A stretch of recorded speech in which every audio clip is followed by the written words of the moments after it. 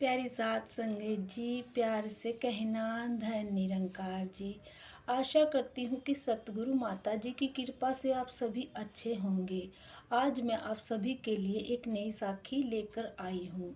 प्यारी साथ संगत जी, साखी का शीर्षक है किसी को कुछ भी बहुत सोच समझकर बोलना चाहिए, क्योंकि बोले हुए शब्द कब क्या असर छोड़ जाए कुछ कहा नहीं जा सकता। चलो सुनते हैं आज की ये साखी। प्यारी साथ संगत जी, लीलिमा जी रात में सपना देख रही थी। सपने में उन्हें देखा कि वह लगातार रोए जा रही है। पीछे खड़ी हुई उनकी बहू राधिका रोते हुए कह रही थी कि माँ जी, आप अच्छे से रोना धोना कर लीजिए। आपको रोने धोने करने का बड़ा ही शौक था। इतना कहते कहते उनकी बहू राधिका वहाँ से चलने लगी।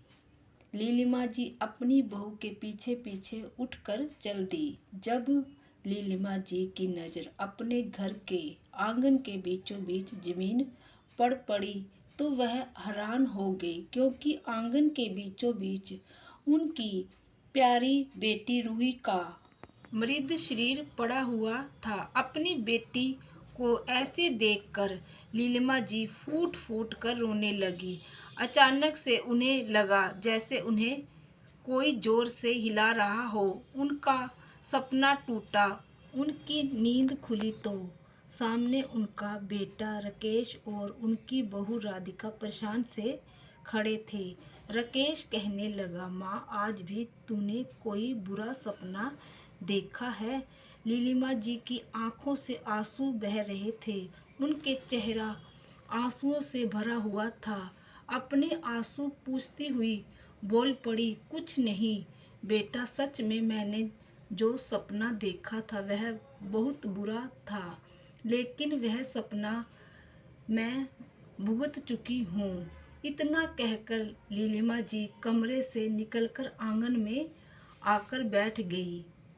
उनके बेटे बहू को कुछ भी समझ नहीं आया। राधिका रसोई में सास के लिए चाय बनाने के लिए चली गई और राकेश अपने ऑफिस जाने के लिए निकल पड़ा।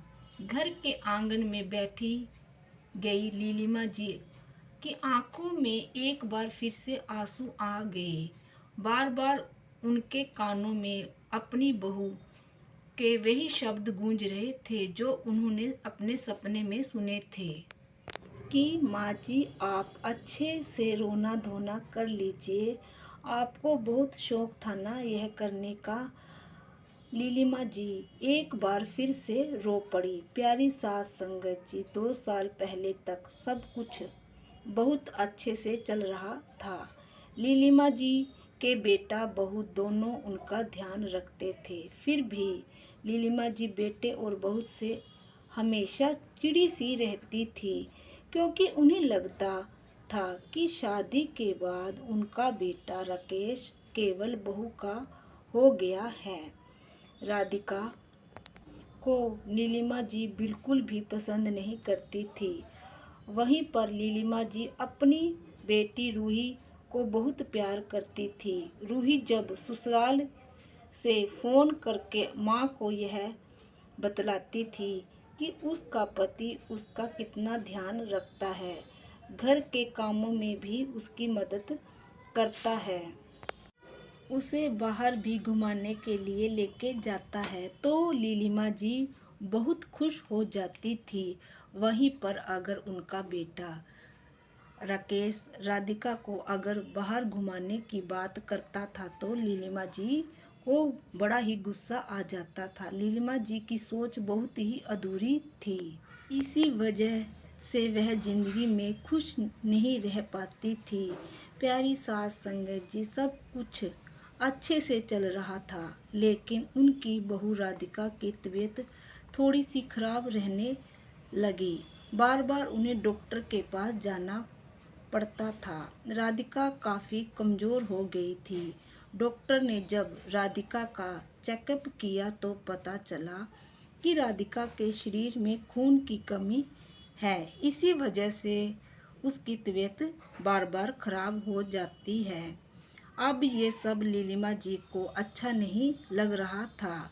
एक दिन नीलिमा जी ने अपनी बहू को ताना देते हुए कहा कि बहू, मैं तुम्हें लाई थी यह सोचकर कि तुम घर का सारा काम कर लोगी, लेकिन तुम तो थोड़ा सा काम भी नहीं कर पाती हो। अभी से तुम इतनी बीमार रहने लगी हो, ना जाने मेरे बुढ़ापे में मेरी सेवा कैसे करोगी। मुझे तो एक बीमार बहू मिल गई है। मेरे बेटे के सारे रुपए तो तुम्हारे इलाज में बर्बाद हो रहे हैं। इससे अच्छा होता कि एक बार में ही तुम मर जाती। रोज हमें परेशान करने से अच्छा है कि एक बार हम लोग अच्छे से रो धो लेते और फिर मैं अपने बेटे की दूसरी शादी करवा देती। सास का ताना सुनकर राधिका की आंखों में आंसू आ गए, लेकिन राधिका का पति राकेश बहुत अच्छा था। हर कदम पर वो पत्नी का साथ दे रहा था, इसलिए राधिका ने सास की इस बात पर भी ज़्यादा ध्यान नहीं दिया। नीलिमा जी हर बार गुस्सा करती थी कि तुम बीमार क्यों पड़ जाती हो।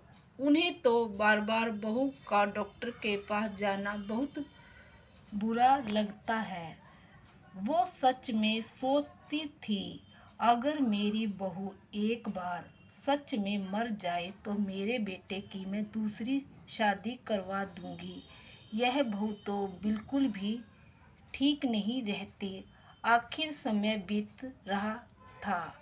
इलाज के बाद अब राधिका का स्वास्थ्य ठीक होने लगा। अब वो ज़्यादा बीमार नहीं पड़ती थी, लेकिन फिर भी नीलिमा जी बहू को कुछ ना कुछ सुना ही देती थी, जिसकी वजह से बेचारी राधिका की आंखों में आंसू आ जाते थे।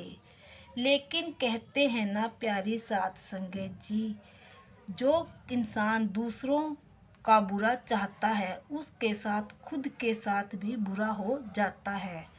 अब नीलिमा जी के साथ भी कुछ ऐसा ही हुआ। वो दूसरों की बेटी के लिए बद्दुआ मांग रही थी, लेकिन उसकी खुद की बेटी रूही की ही तबीयत खराब रहने लगी। जब रूही के चेकअप हुआ तो पता चला कि उसे कैंसर की बीमारी है। रूही को अस्पताल में एडमिट करवाना पड़ा। उसकी तबीयत दिन पर दिन बिगड़ी जा रही थी। एक दिन रूही की मौत हो गई थी। सब कुछ इतनी जल्दी हुआ कि किसी को भी ज़्यादा कुछ सोचने समझने का मौका भी नहीं मिला। अब नीलिमा जी को अपनी बेटी बहुत प्यारी थी। वह तो बेटे से भी ज़्यादा बेटी को प्यार करती थी। बेटी की मौत की खबर सुनकर नीलिमा जी तो सदमे में ही चली गई और कई महीनों तक तो उनकी आंखों से आंसू की एक बूंद भी नहीं गिरी। अचानक से एक रात को उन्हें सपना आया और सपने में उन्हें वही दिखाई दिया जो उनकी बहू उनसे कहती थी, माँ जी अब आप अच्छे से रोना धोना कर लीजिए, आपको रोने का बहुत शौक था ना। और इसके बाद तो आए दिन से ही नीलिमा जी को वही सपना आता था। बार बार उन्हें यही लगता था वो अपनी बहू को बार बार बद्दुआ देती थी और वही बद्दुआ उनकी बेटी को जा लगी। हालांकि प्यारी सास संगत जी, राधिका ने अपनी सास को किसी बात के लिए कभी भी नहीं सुनाया था, लेकिन खुद ही नीलिमा जी का अंतर्मन इतना धिक्कारता था कि उन्हें हमेशा ऐसा लगता था कि जैसे उनकी बहू सपने में उन्हें कह रही हो कि माँ जी रोना धोना कर लीजिए। अभी नीलिमा जी आंगन में ही रो रही थी कि तभी उनके कंधे पर किसी की परछाई महसूस हुई। उन्हें पलट कर देखा कि उनकी बहू राधिका उनके लिए चाय लेकर खड़ी है। नीलिमा जी ने अपना सर झुका लिया। अब बेटी की मौत के बाद ना तो नीलिमा जी राधिका से ज़्यादा बात भी नहीं करती थी और ना ही उसे कुछ कहती थी।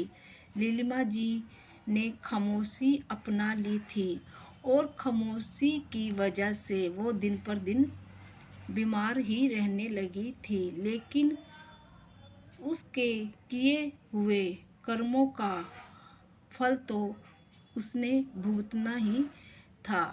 इसलिए अक्सर रात को वही सपना देखती और हर रोज उसी दर्द से झटपटाती रहती थी।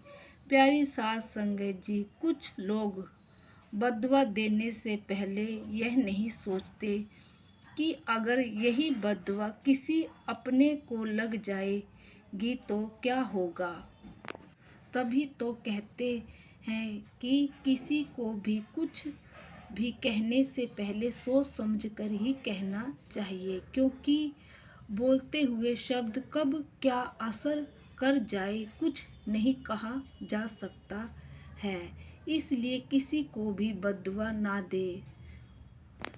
प्यारी सास संगत जी, अक्सर गलती करते समय पहले कई लोग जानते हैं कि हम गलत काम कर रहे हैं, लेकिन फिर भी वो वैसी गलती करते हैं और फिर उन्हें पछताना ही पड़ता है।